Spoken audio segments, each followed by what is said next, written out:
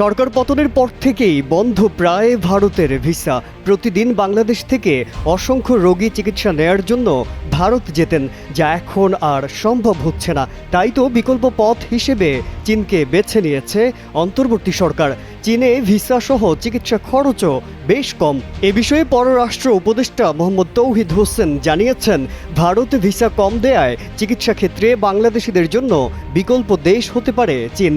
26 জানুয়ারি চীন সফর শেষে পররাষ্ট্র মন্ত্রণালয়ে এক সংবাদ ব্রিফিংয়ে তথ্য জানান তিনি।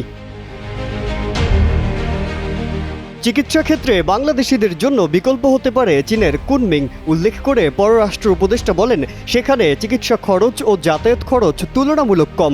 এজন্য ভিসা ফি কমানোর কথা বলা হয়েছে চীনকে।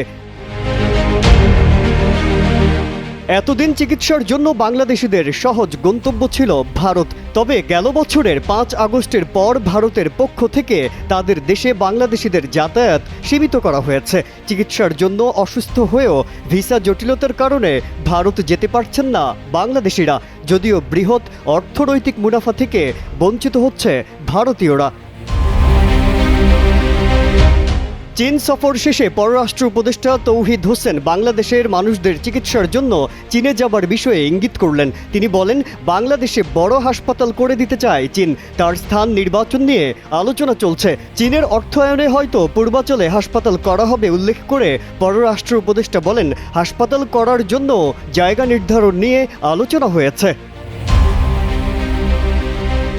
পররাষ্ট্র উপদেষ্টা বলেন, চীনের সঙ্গে আলোচনায় ঋণের সুদের হার কমানো এবং পরিশোধের সময়সীমা বাড়ানোর বিষয়ে তাদের ইতিবাচক মনোভাব দেখা গেছে।